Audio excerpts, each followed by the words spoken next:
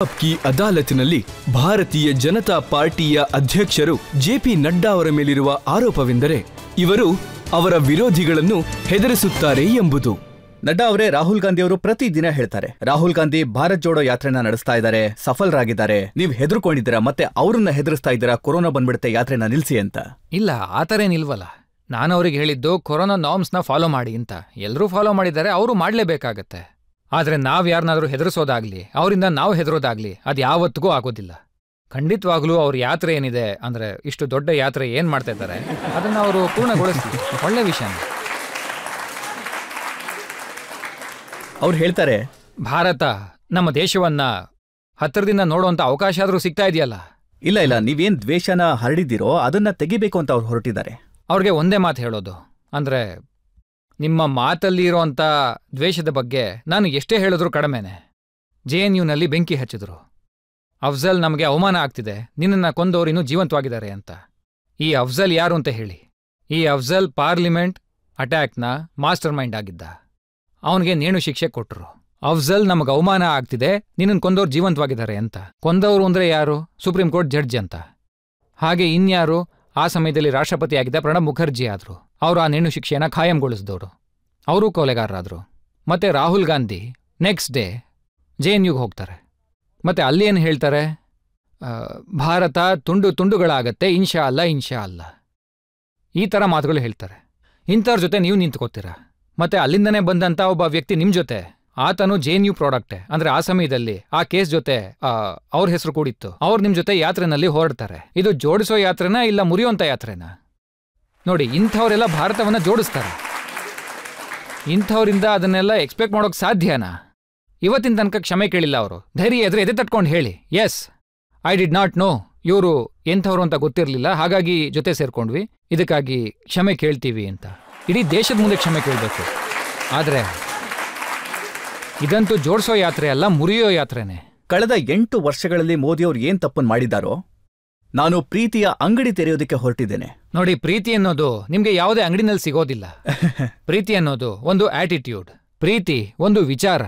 ಆ ವಿಚಾರ ನಮ್ಮ ರಕ್ತದಲ್ಲೇ ಇದೆ. ಸಬ್ಕಾ ಸಾಥ್, ಸಬ್ಕಾ ವಿಕಾಸ್, ಸಬ್ಕಾ ವಿಶ್ವಾಸ್, ಸಬ್ಕಾ ಪ್ರಯಾಸ್. ಇದು ನಮ್ಮ ಮಂತ್ರ. ಇದ್ರ ಮೇಲೆ ನಾವು ಮುಂದುವರಿತಿದ್ದೀವಿ. ಎಲ್ಲರನ್ನೂ ನಾವು ಪ್ರೀತಿಸ್ತೀವಿ, ಎಲ್ಲರನ್ನೂ ಜೊತೆಗೆ ಸೇರ್ಸ್ಕೊಂಡು ಹೋಗ್ತಾ ಇದೀವಲ್ಲ.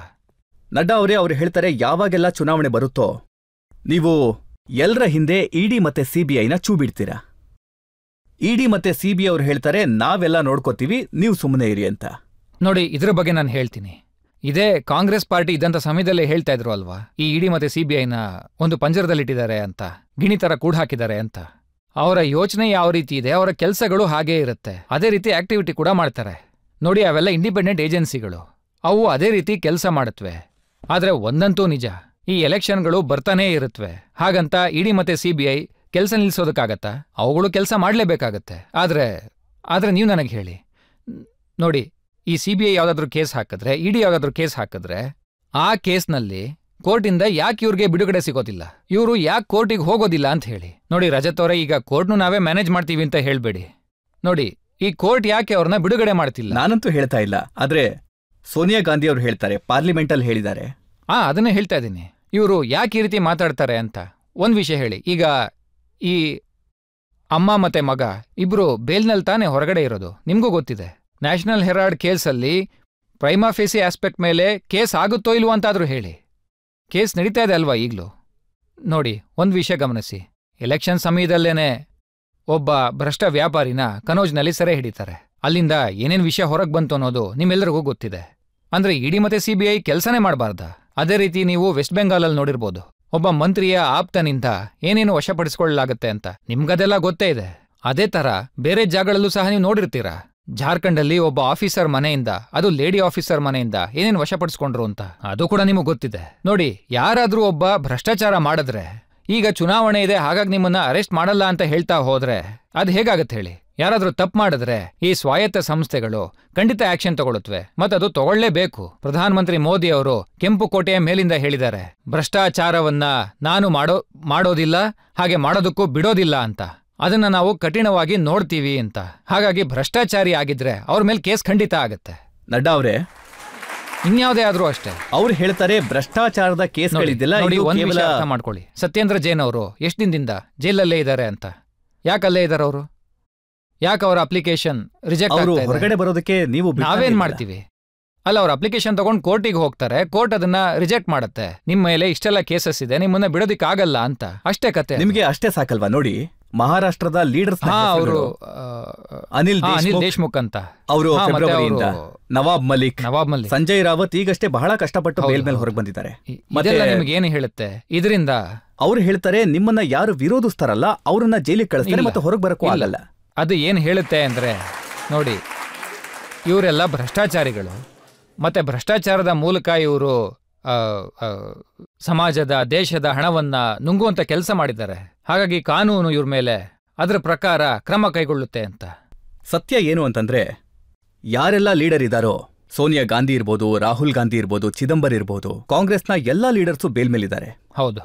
ರಾಜ್ಯದಲ್ಲಿ ಮುಖ್ಯಮಂತ್ರಿ ಎಷ್ಟಿದಾರೋ ಅವ್ರ ಸುತ್ತಮುತ್ತ ಇರುವಂತ ಜನ ಕೂಡ ಬೇಲ್ ಮೇಲೆ ಇದ್ದಾರೆ. ಅಂದ್ರೆ ಬರೀ ಇವ್ರುಗಳು ಮಾತ್ರನೇ ಸಿಕ್ಕಾಕೊಳ್ತಾರ? ಇವ್ರ ಆಕ್ಟಿವಿಟಿನೇ ಹೀಗಿದೆ ಅಲ್ವಾ? ಹೇಗೆ ಕೆಲಸ ಮಾಡ್ತಾರೋ ಅದೇ ಆಗತ್ತೆ. ನೋಡಿ, ನಿಮ್ಗೆ ಒಂದು ವಿಷಯ ನಾನು ಹೇಳ್ತೀನಿ. ನಿಮ್ಮ ಮೇಲೆ ಯಾಕೆ ಕೇಸ್ನ ಫ್ರೇಮ್ ಮಾಡಲಾಗತ್ತೆ ಹೇಳಿ? ನೀವು ಯಾವಾಗ್ಲಾದ್ರೂ ಸರಿ, ನೀವು ಮುಖ್ಯಮಂತ್ರಿ ಆಗಿದ್ದಾಗ್ಲೋ ಮಂತ್ರಿ ಆಗಿದ್ದಾಗ್ಲೋ ಆ ರೀತಿ ಕೆಲಸ ಮಾಡಿರ್ತೀರ. ಆಗ ನೀವು ನಿಮ್ಮ ಅಧಿಕಾರವನ್ನ ದುರುಪಯೋಗಪಡಿಸ್ಕೊಂಡು ಭ್ರಷ್ಟಾಚಾರ ಮಾಡಿರ್ತೀರ, ನಿಯಮಗಳನ್ನ ಉಲ್ಲಂಘನೆ ಮಾಡಿರ್ತೀರ, ರೂಲ್ಸ್ನ ಬ್ರೇಕ್ ಮಾಡಿರ್ತೀರ. ಹಾಗಾಗಿ ನಿಮ್ಮ ಮೇಲೆ ಕೇಸ್ ಹಾಕಲಾಗುತ್ತೆ. ನೋಡಿ, ಇದರ ಬಗ್ಗೆ ನೀವು ಭಾರತೀಯ ಜನತಾ ಪಾರ್ಟಿನ ಆರೋಪಿಸಿದ್ರೆ ಅದರಿಂದ ಏನೂ ಆಗಲ್ಲ. ಅದು ಅಲ್ಲದೆ ನಾವು ನಿಯಮದ ಪ್ರಕಾರ ನಡೆಯುವಂಥ ಜನಗಳು, ಅದನ್ನ ನಿಷ್ಠೆಯಿಂದ ಪಾಲಿಸ್ತೀವಿ. ನಾವು ಪಾರ್ಟಿ ದೃಷ್ಟಿಯಿಂದ ಕೂಡ ಅದನ್ನೆಲ್ಲ ತುಂಬಾ ಗೌರವ. ಆದ್ರೆ ನೋಡಿ, ನಾನು ಒಂದು ಮಾತು ಹೇಳಲೇಬೇಕು. ಪಬ್ಲಿಕ್ ಅಲ್ಲಿ ಎಂತ ಒಂದು ಇಂಪ್ರೆಷನ್ ಇದೆ ಅಂತಂದ್ರೆ, ಎಲ್ಲೆಲ್ಲಿ ಚುನಾವಣೆ ಆಗುತ್ತೋ ಅಲ್ಲೆಲ್ಲ ಸಿಬಿಐ, ಇಡಿ, ಐಟಿ ಈ ಎಲ್ಲ ಏಜೆನ್ಸಿಗಳನ್ನ ಬಳಸ್ಕೊಳ್ತಾ ಇದ್ದಾರೆ, ಮತ್ತೆ ಲೀಡರ್ಸ್ ಅನ್ನ ಹೆದರಿಸ್ತಾ ಇದ್ದಾರೆ. ನೋಡಿ, ಆ ತರ ಅಲ್ಲ. ಈ ಚುನಾವಣೆ ಎಲ್ಲಾ ಕಡೆ ನಡೀತಾ ಇದೆ. ಐಟಿ, ಇಡಿ, ಐಟಿ ಅವ್ರೆಲ್ಲರೂ ಕೂಡ ತಮ್ಮ ಕೆಲಸ ಮಾಡ್ತಾ ಇದ್ದಾರೆ. ಒಂದ್ ವಿಷಯ ಹೇಳಿ, ಈಗ ಅವ್ರು ಹಾಕಿರೋಂಥ ಕೇಸಲ್ಲಿ ಯಾವ್ದಾದ್ರೂ ತಪ್ಪು ಅಂತ ಸಾಬೀತಾಗಿದ್ಯಾ? ಮಾಡಿರೋಂಥ ಕೇಸ್ಗಳಲ್ಲಿ ಜೈಲಿಗೆ ಹೋಗದೆ ಇರೋಂಥವ್ರು ಯಾರಾದ್ರೂ ಇದ್ದಾರಾ? ಯಾರಾದ್ರೂ ಬೇಲ್ ತಗೊಳ್ದೇ ಇರೋಂಥ ಕೇಸ್ಗಳಿದ್ಯಾ ಅಂತ ಹೇಳಿ. ಹಾಗಾಗಿ ಫ್ಯಾಕ್ಚುಯಲ್ ವಿಷಯಗಳಿದ್ದಾಗ ಒಂದಂತೂ ನಿಜ, ನೀವು ರಾಜಕೀಯದಲ್ಲಿ ಸರ್ವೈವ್ ಆಗ್ಬೇಕು ಅಂದ್ರೆ ನೀವು ಸ್ವಲ್ಪ ಶುದ್ಧವಾಗಿರ್ಬೇಕಾಗತ್ತೆ. ನೀವು ಪ್ರಾಮಾಣಿಕರಾಗಿ ಕೆಲಸ ಮಾಡಬೇಕಾಗತ್ತೆ. ನೀವು ಈ ರೀತಿಯೆಲ್ಲ ಕೆಲಸ ಮಾಡಿದ್ರೆ ಕಾನೂನು ಏನ್ ಮಾಡಬೇಕೋ ಅದು ಮಾಡುತ್ತೆ, ಮತ್ತೆ ನೀವು ಖಂಡಿತ ಜೈಲಿಗೆ ಹೋಗ್ಲೇಬೇಕಾಗತ್ತೆ. ನೀವ್ ಯಾವಾಗ ಕೇಳ್ತೀರಲ್ಲ ಇವರು ಬೇಲ್ ಮೇಲಿದ್ದಾರೆ, ಮತ್ತೆ ನೀವ್ ಕೇಳ್ತೀರಾ ರಾಹುಲ್ ಗಾಂಧಿ ಈ ವಿಚಾರಕ್ಕೆ ನಿಮ್ಮ ಉತ್ತರ ಕೊಡಿ, ಇಷ್ಟು ಕೇಸ್ಗಳು ನಿಮ್ಮ ಪಾರ್ಟಿ ಜನರ ಮೇಲೆ ಆಗ್ತಿದ್ಯಲ್ಲ ಅಂತ. ಅದಕ್ಕೆ ಅವ್ರು ಹೇಳ್ತಾರೆ ಜೆ.ಪಿ. ನಡ್ಡಾ ಯಾರು ನಮ್ಮನ್ನು ಕೇಳೋದಕ್ಕೆ ಅಂತ. ಇವರೇನ್ ನನ್ನ ಪ್ರೊಫೆಸರಾ? ಇವರ ಪ್ರಶ್ನೆಗಳಿಗೆ ನಾನು ಉತ್ತರ ಕೊಡೋದಕ್ಕೆ? ಪ್ರೊಫೆಸರ್ ಅಲ್ಲದೆ ಇರ್ಬೋದು, ಆದ್ರೆ ಭಾರತದ ನಾಗರಿಕ ಅಲ್ವಾ? ಒಬ್ಬ ನಾಗರಿಕನಾಗಿ ನಾನು ಅವ್ರನ್ನ ಕೇಳ್ತಾ ಇದ್ದೀನಿ ಅಷ್ಟೇ. ಸರಿ, ಹೋಗ್ಲಿ. ಇವತ್ ನಾನು ಈ ವೇದಿಕೆಯಿಂದನೇ ಕೇಳ್ತೀನಿ ಅವ್ರನ್ನ. ನೋಡಿ, ಜಗತ್ತಿಗೆ ಒಂದು ವಿಷಯ ಅರ್ಥ ಮಾಡಿಸಿ, ನೀವು ಮತ್ತೆ ನಿಮ್ಮ ತಾಯಿಯವರು ಯಾವ ವಿಷಯಕ್ಕಾಗಿ ಬೇಲ್ ತಗೊಂಡಿದ್ದೀರಾ ಅಂತ. ಯಾವ ವಿಷಯಕ್ಕೆ ಅಂತ ಹೇಳಿ. ರಾಹುಲ್ ಗಾಂಧಿ ಹೇಳ್ತಾರೆ 70 ವರ್ಷದಲ್ಲಿ ಏನು ಈ ದೇಶನ ಕಟ್ಟಿದೀವೋ ಬಿಜೆಪಿಯವರು 8 ವರ್ಷದಲ್ಲಿ ಅದನ್ನ ನಾಶ ಮಾಡಿಬಿಟ್ರು. ಇವತ್ತು 4 ಜನರ ಡಿಕ್ಟೇಟರ್ಶಿಪ್ ಇದೆ, 4 ಜನರ ಸರ್ವಾಧಿಕಾರ ಇದೆ ದೇಶದಲ್ಲಿ. ಮತ್ತೆ ಈ 4 ಜನ ಎಲ್ಲರನ್ನೂ ಹೆದರಿಸ್ತಾರೆ. ನೋಡಿ, ನನಗೆ 3 ಜನ ಯಾರು ಅಂತ ಗೊತ್ತಾಯ್ತು, ಮೋದಿ ಅವರು, ಅಮಿತ್ ಶಾ ಮತ್ತೆ ನಡ್ಡಾ. ಮತ್ತೆ ಈ 4ನೇವ್ರು ಯಾರು?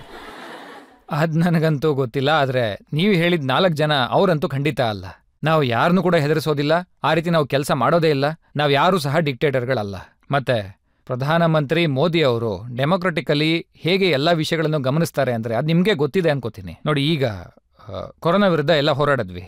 ಯಾವ ಪ್ರಧಾನಮಂತ್ರಿ ತಾನೇ 8 ದಿನಗಳ ತನಕ ಪ್ರತಿ ಮುಖ್ಯಮಂತ್ರಿ ಜೊತೆ ಮಾತಾಡಿದ್ರು? ಅವರು ಎಲ್ಲರನ್ನೂ ಆನ್ ಬೋರ್ಡ್ ತಗೊಂಡ್ರು. ಮತ್ತೆ ಡೋಕ್ಲಾಂ ವಿಷಯ ಬಂದಾಗ ಮತ್ತೆ ಎಲ್ಲ ಮುಖ್ಯಮಂತ್ರಿಗಳ ಜೊತೆ ಮಾತಾಡಿದ್ರು. ಈಗ G20 ಬಂತು, ಮತ್ತೆ G20ಯ ಪ್ರೆಸಿಡೆನ್ಸಿ ಕೂಡ ತಗೊಂಡ್ರು. ಅದರಲ್ಲೂ ಕೂಡ ಪ್ರಧಾನಮಂತ್ರಿಯವರು ಎಲ್ಲ ಮುಖ್ಯಮಂತ್ರಿಗಳ ಜೊತೆ ಮಾತಾಡಿದ್ರು, ಎಲ್ಲರನ್ನೂ ಆನ್ ಬೋರ್ಡ್ ತಗೊಂಡ್ರು. ನಾವೀಗ ಜನತೆ ಪ್ರಶ್ನೆಗಳನ್ನ ತಗೊಳ್ಳೋಣ. ಕೇಳಿ ಸರ್, ನನ್ನ ಪ್ರಶ್ನೆ ಏನು ಅಂದ್ರೆ, ರಾಹುಲ್ ಗಾಂಧಿ ಸರ್ ಯಾವಾಗ್ಲೂ ಹೇಳ್ತಾ ಇರ್ತಾರೆ ಮೋದಿ ಚೀನಾಕ್ ಭಯ ಪಡ್ತಿದ್ದಾರೆ, ಮೋದಿ ಚೀನಾಕ್ ಭಯ ಪಡ್ತಿದ್ದಾರೆ ಅಂತ. ಅದಕ್ಕೆ ನೀವೇನ್ ಹೇಳಕ್ ಇಷ್ಟಪಡ್ತೀರಾ? ಪ್ರಧಾನಮಂತ್ರಿಯವರು ಬಹಳ ಸ್ಪಷ್ಟವಾಗಿ ಹೇಳಿದ್ದಾರೆ, ನಾವು ಕಣ್ಣೆತ್ತಿ ಕೂಡ ಮಾತಾಡೋದಿಲ್ಲ, ಹಾಗೆ ಕಣ್ಣು ಕೆಳಗಿಳಿಸಿ ಕೂಡ ಮಾತಾಡೋದಿಲ್ಲ ಅಂತ. ಕಣ್ಣಲ್ಲಿ ಕಣ್ಣಿಟ್ಟು ಮಾತಾಡ್ತೀವಿ ಅಂತ.